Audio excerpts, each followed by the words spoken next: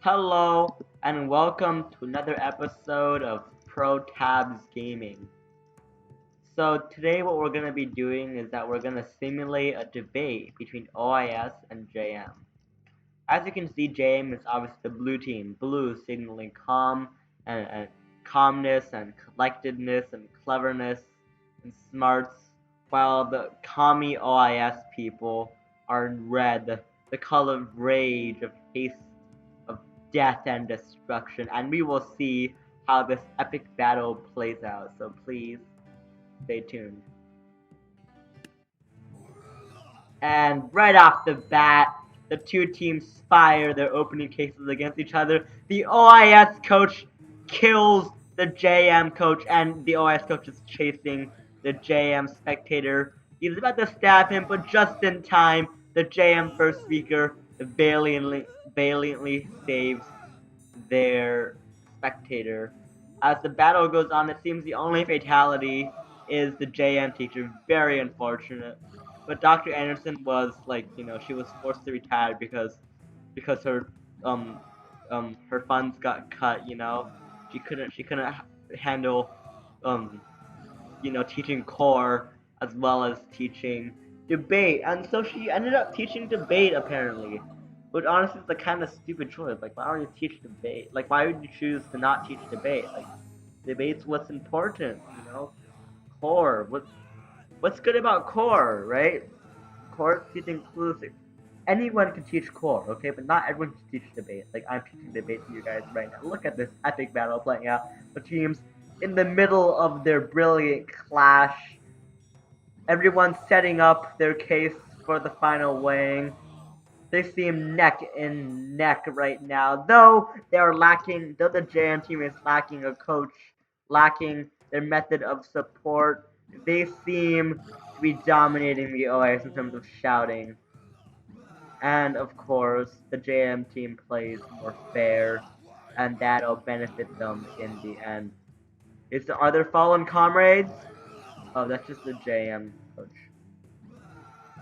Alright, so what was I talking about? While this battle goes magnificently on. Yeah, so on the topic of judging, you see how the judges are kind of fighting with the OIS team instead of against, like instead of neutrally. Yeah, so that seems to be a pretty accurate mirror of debate tournaments. I'm not salty. What do you mean? Why would I be salty? It's not like I got a 73 or something. And the OIS kid gets thrown far and far and very far, and the teacher gets knocked back again and again. So in debate, I have this core thing that I just kind of didn't ever really grasp, which was the balance between like rhetoric and emotion, and case building and like pragmatic way. Right? Oh, it seems like the JM teams are teaming up as a unit. Go JM. You're great, JM. You can win this, JM. The the balance and the ways they use them in tandem.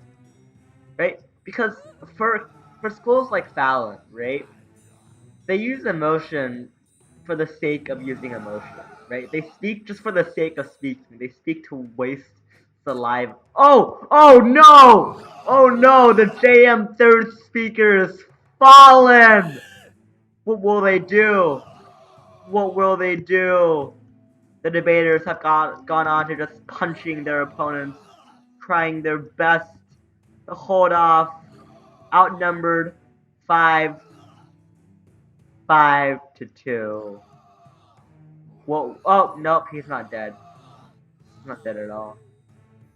Well, as the battle goes on, no one knows what the fuck is going on. So that's okay, I'll go on with my comment. Oh, he's dead now. Oh, that's good. Go, JM. You can do it, JM. Oh, no, he's not against the wall. That's not good.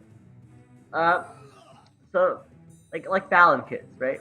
And then comes some good JM teams. Like, say my team last year was Sarah. Not all the teams this year. Oh, and valiantly holding them off. Oh, trying to punch the teacher. Such an act of bravery. He has fallen, but he still has the last ounce of breath left.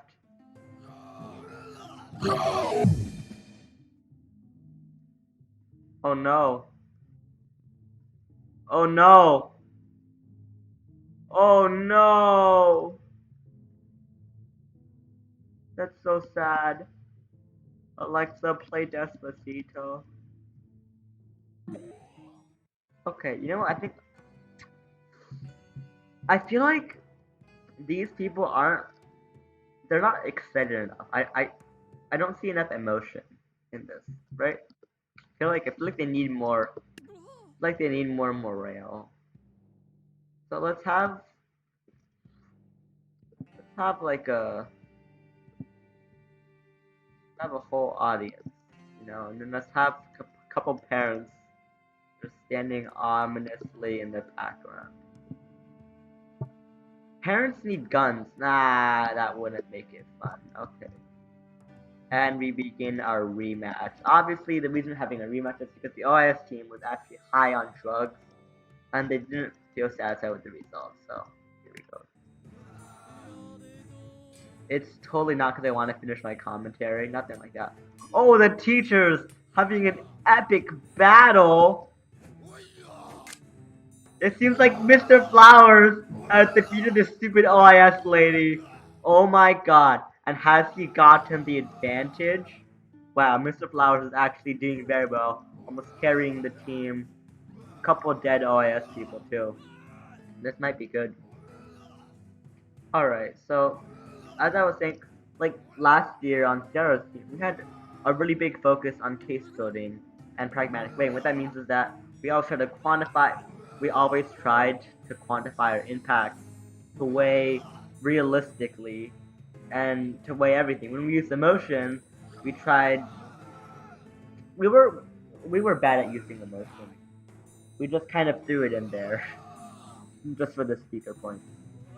And I feel like that's one of the bigger mistakes within all of this is the use and I guess misuse of emotion. Because I feel like when judges hear emotion, so bad judges will give you a better speaker score. Bad judges might even win you the debate for it, right? I feel like what good judges would do is that good judges would take that emotion and they would use that to see which team, which points they're focusing on, right? Say you have a point about the economy and a point about and a point about discrimination, right? Yeah, that that's a simple one. Two universal assertions. And so in those two main points I have, say they're both kind of contended and you don't have an equal winner. If if you like put a huge moral emphasis on the problems with racial bias in our society, then the judge would take the little 0.38 G2 and they would put a square around your point. And why would they do that? Is because you put emphasis on it. You spent time on it. I feel like the judges don't look more at how well you do the emotion, but they look at how long you spend on it and how loud your voice is during compared to the rest of your voice. And that's what I feel like is the point of modulation. I feel like case building always comes first, and then after case building, oh nice. After case building comes the selective weighing. It's the build up to your final focus, right? The build up to your weighing, and you want the judge to know which points are your important points, which points you care about, which points they should weigh on. Give them like a heads up, right? And that's when you're supposed to use emotion. I feel like emotion makes your point stronger, sure, but that's only to a certain extent. Like, I feel like a big problem with Dallin is that they don't have that much concrete evidence as they have just purely screaming at you about some ethical and moral or just weird argument that they have, right? Emotion is used in impacts win the debate, sure. But I feel like emotions aren't just a way to like quote unquote impact your points. It's like the term that no one really knows what it means, impacted. You know? I feel like it's used to quantify your points as well, especially to the judge. It's used to specify which points the judge needs to focus on. Okay, that pretty much ends my rant on emotion. This has been struggling with me for I've been struggling with this for a long time because I always viewed impassioned speech as like a totally different part of the debate. I didn't feel like that you could weigh one guy arguing emotion, one guy arguing some argument, and another guy arguing some argument, say discrimination and economy, one on each side this time, right? But they're not really clashing. Say they're just the points have clashed, but the impacts aren't clashing because they're not super good, right? And the house judge is gonna weigh it. Well, okay, they're not gonna weigh the 2 points if something matters of emotion. And the reason that is because I don't feel like you can base relative truth on how well you present it. Like debate, it should somewhat be at least based on the search for truth, at least to some extent, right? Like I mean, there's a reason you have speaker scores and team awards, right? The team who had the better points and the better impact wins the debate. But speakers that speak well or use emotions well or use their hands well. Oh look, a fan died. That's sad. Oh, GG's. Look at that epic final moments. Look at those arms raised in a I give up, JM is better. But just to wrap up my point, it's just to say that emotions can be used in the ultimate weighing process, but it's really just to tell the judge who should be, what points you should be looking for. Alright, thank you and bye bye.